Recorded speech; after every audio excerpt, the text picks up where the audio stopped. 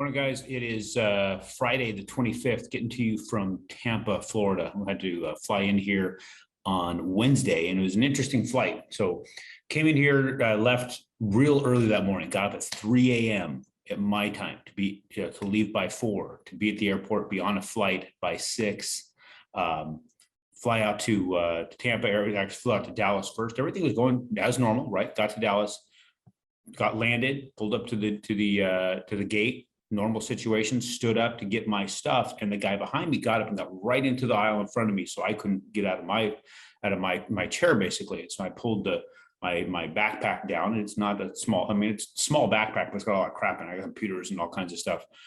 And I kind of hit the guy, right? Not really kind of, I hit some bit, right? And he had to move, right? Then as I'm sitting down, because I couldn't go anywhere else, I sat back on my chair and I set it on the arm of the chair, smacked him again.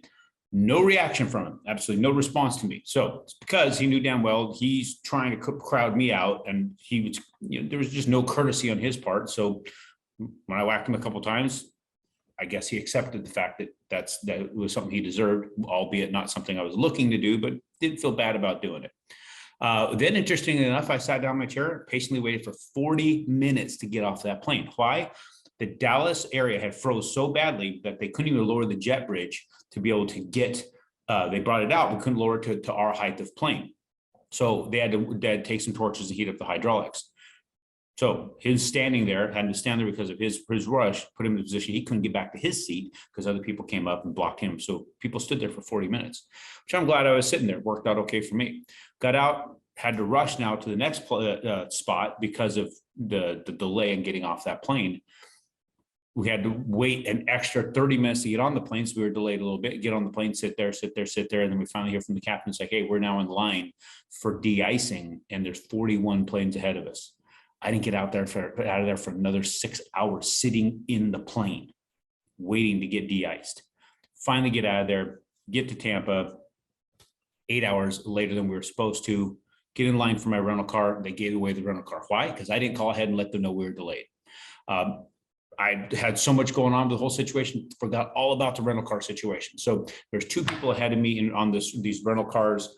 The person that was in the line, actually talking to the single agent that was left that late in the day, because we got there pretty dang late, was talking to them, and they had their rental car canceled because of the situation. They were on my flight, and they were having a fit, just yelling at this guy. He's like 21 years old. He was not taking it well. All he wanted was it to go away.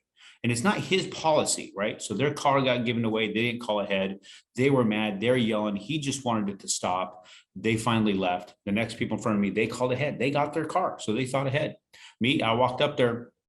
I'm like, I'm guessing my car got given away, man. He goes, well, let's take a look. And he looked at it and he goes, your car's gone. I said, do you have anything else? He goes, we have nothing. He goes, okay, cool. I said, what options do we have? I'm not yelling. I said, this isn't your policy. In fact, I'm sure you're having a really, really rough day.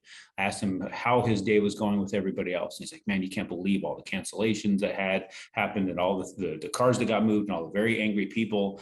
And he goes, I'm just doing what I'm told. So I get that. I understand that in business. Sometimes when it's stuff that's outside of our control, people freak out on us. And most of the times we have that happen to us, it's when it's outside of our control. And that's the worst. We can't do anything about it, and people freak out on you. What are you going to do? So I recognizing that he had a rough day, and then he stopped. He goes, here, he started to shut down his computer. Says, come with me. He goes, I'm going to find somebody who can find you a car, because they didn't have any left.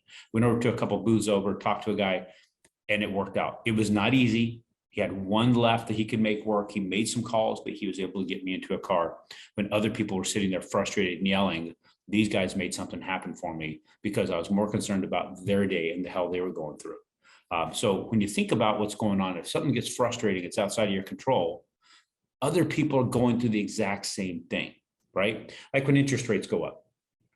Yes, it's a rough situation for you to experience an interest rate going up from what you thought it was going to be, and you ran your pro formas, and you looked at all those numbers, and now all of a sudden it's your cash flow is going to go. It's not going to be what it was.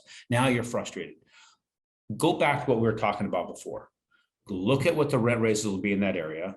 What will it do over the next couple of years? It's going to buffer that out. It's going to be fine. You're going to notice that that's not even in 2-3 years. Just not even, you don't remember that situation. It's not going to matter. But whoever you're dealing with, when those interest rates go up, you're going to lose you won't, right? You're going to be a little bit smart about that, but you're going to be, there's the people that are the unexperienced person will probably lose their shit a little bit on that. And they're going to start yelling about the interest rates.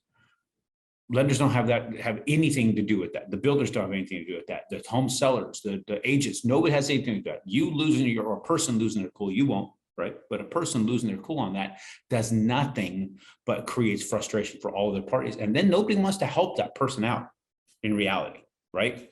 Just like what happened here. The person who was yelling didn't get helped out. The person say, hey, you must have had a shitty day, which when rates go up, just know that when that happens, our days get bad, real bad, when we're dealing with a lot of people that have a problem with all that. And they're wanting to know, what could we have done?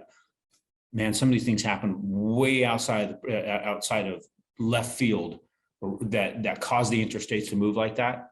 Like when you had the was it St. Louis Fed chairman or Fed president comes out, I can't remember the guy's name. He starts talking about 100 basis point increases for the interest rates from the Fed, freaked out the market when there's no basis for the market to move the way they did, and it caused interest rates to jump. We haven't recovered from that. So in fact, let's leave and take a look at that. So remember, when that kind of stuff happens, it may frustrate you, but we got attacked. I mean, look at all that we have dropped from the very since we were peaked out.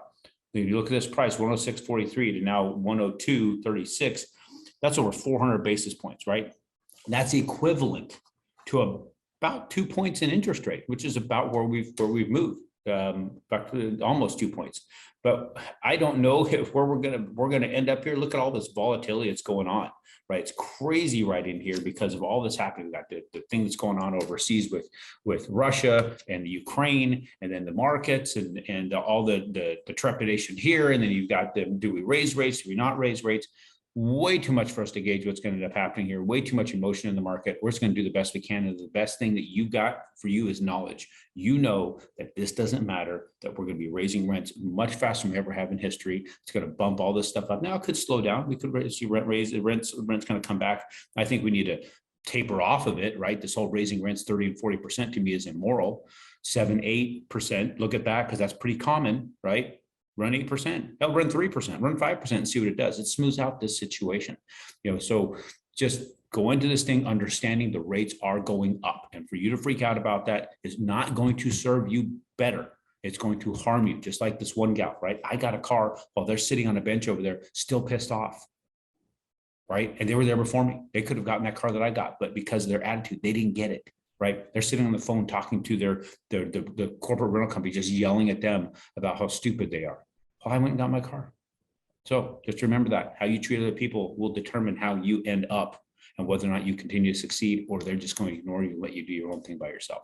We appreciate you guys. Thank you for being the type of person that's different than the average individual, for listening to this stuff and understanding how to go about your business in a way that's going to make you successful.